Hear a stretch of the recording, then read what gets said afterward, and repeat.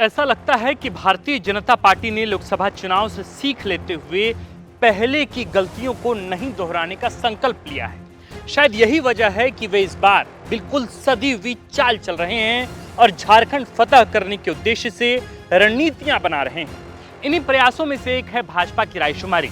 जी हां, भाजपा सभी सीटों पर अपने नेताओं और कार्यकर्ताओं के साथ रायशुमारी कर चुकी है, यानी सलाह मशवरा कर चुकी है कि किसे टिकट दिया जाए और किसे नहीं। यानी पार्टी ऐसे लोगों की सूची बना रही है जिन पर पार्टी को विचार करना है। टिकट देने से पहले पार्टी यह देखेगी कि किस नेता को सबसे अधिक लोग पसंद कर रहे हैं। कुल मिलाकर कहें तो इस बार भाजपा के प्रत्याशी आलाकमान नहीं, बल्कि खुद पार्टी के कार्यकर्ता और लोकल नेताओं के द्वारा तय होंगे या तय करने में उनकी अहम भूमिका होगी। इसकी वजह यह भी है कि पार्टी अपने भीतर किसी भी तरह की नाराजगी को जगह नहीं देना चाहती।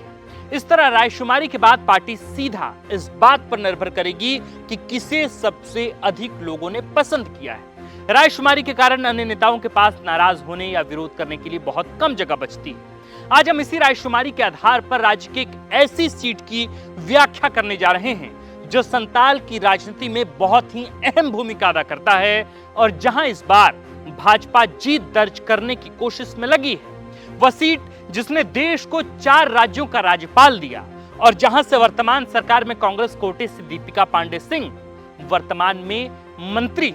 जी हां, हम बात कर रहे हैं महागामा की, जहां भाजपा अपनी तरफ से प्रयास कर रही है कि एक मजबूत प्रत्याशी के माध्यम से यहां जीत दर्ज की जा सके। महागामा से आखिर किसे मिल सकता है भाजपा के कोटे से टिकट और कितनी संभावना है कि वह दीपिका पांडे सिंह को हराने में कामयाब हो जाए।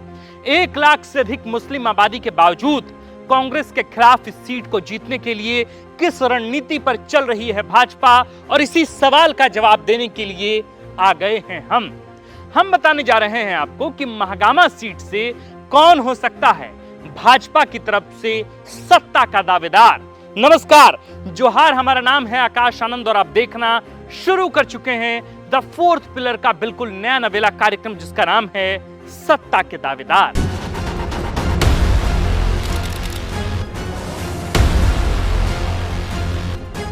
यह बात लगभग तय हो चली है कि महागठबंधन में महागामा की सीट कांग्रेस के पास रहेगी और एनडीए में भाजपा के पास।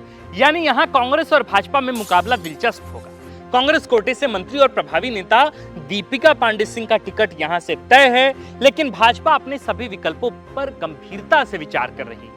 इसी के तहत पार्टी की तरफ से 3 नाम निकलकर सामने आए हैं। ये 3 नाम हैं, जिनमें पहला नाम अशोक कुमार, जिन्हें अशोक भगत भी कहकर पुकारते हैं, दूसरा नाम निरंजन सिन्हा और तीसरा अशोक सिंह।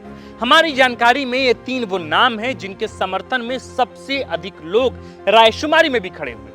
यानी पार्टी इन्हीं में से किसी एक नाम पर विचार करेगी। आपको हम एक एक करके तीनों के बारे में जानकारी देते हैं। हालांकि इसका मतलब यह बिल्कुल नहीं है कि जिसका नाम हम पहले ले रहे हैं वे बिल्कुल पहले ही स्थान पर है। तीनों में से किसी को भी पार्टी यानी भाजपा टिकट दे सकती है।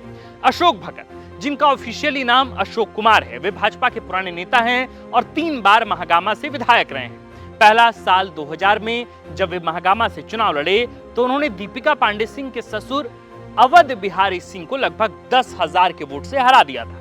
याद रहे, अवध बिहारी सिंह तत्कालीन बिहार सरकार में मंत्री थे और कांग्रेस के बड़े नेता हुआ करते थे। 2005 में अशोक भगत दोबारा यहां से विधायक चुने गए, लेकिन 2009 में वे कांग्रेस के राजेश रंजन से चुनाव हार गए। लेकिन 14 में उन्होंने फिर से दोगुने अंतर से जेवीएम के प्रत्याशी शाहिद इकबाल को हराया। इस साल कांग्रेस के राजेश रंजन को सिर्फ और सिर्फ 18,000 वोट मिले थे। समझ सकते हैं कि कांग्रेस की स्थिति सीट पर क्या रह गई हो। चूंकि अशोक भगत पार्टी के सीनियर नेता हैं, पूर्व विधायक हैं, अनुभवी हैं, पार्टी उन्हें टिकट देने पर विचार कर सकती है।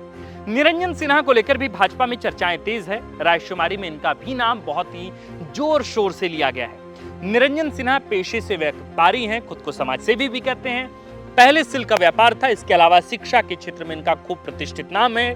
कई स्कूल और कॉलेजों का इन्होंने निर्माण किया है। इनकी शुरुआत चाय की दुकान से हुई, पान की दुकान से हुई, लेकिन अपनी मेहनत के दम पर इन्होंने व्यापार के साथ राजनीति में भी अपनी जगह बनाई और इस बार भाजपा के सामने टिकट को लेकर अपनी दावेदारी पेश कर रहे हैं। इनका कहना है कि चूंकि यहां से यानी कि महागामा से दीपिका पांडे सिंह कुर्मी भी हैं, तो उनको कोई कुर्मी प्रतिद्वंदी ही हरा सकता है। निरंजन सिन्हा कुर्मी समुदाय से आते हैं। इसके अलावा एक और नाम है जिसे लेकर रायशुमारी में कई लोगों ने समर्थन दिया है, ऐसा कहा जा रहा है, पर उतना नाम इनका प्रभावी नहीं है। पर यह नाम अशोक सिंह का है। अशोक सिंह इससे पहले यानी 2019 में वे भी चुनाव लड़ चुके हैं। पार्टी थी AIMIM।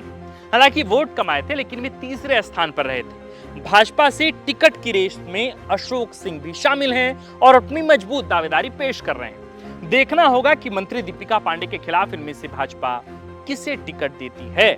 सवाल यह भी है कि दीपिका पांडे सिंह के सामने किस तरह की चुनौती है। देखिए, हाल के दिनों में मंत्री दीपिका पांडे सिंह की अहमियत पार्टी और सरकार में, प्रदेश की राजनीति में बढ़ी है। वे पहली बार की ही विधायक बनी, लेकिन उन्हें मंत्री पद से नवाजा गया। संथाल की राजनीति में वे एक स्टार प्रचारक बनकर उभरी हैं और महागामा को एक तरह से उन्होंने कांग्रेस के गढ़ के रूप में बना दिया है। दीपिका पांडे सिंह के कद का अंदाजा आप इस बात से भी लगा सकते हैं कि कुछ दिनों पहले वे महागामा के ऊर्जा नगर में एक बड़ी रैली में सीधा चंपाई सोरेन पर निशाना साध रही थी। खुले मंच पर उन्होंने मंच पर बैठे मुख्यमंत्री हेमंत सोरेन को संबोधित करते हुए कहा कि चंपाई सोरेन को महागामा में 300 बेड के अस्पताल का शिलान्यास करने के लिए आना था, लेकिन वे गोड्डा के सांसद यानी निशिकांत दुबे की बातों में आकर नहीं आए।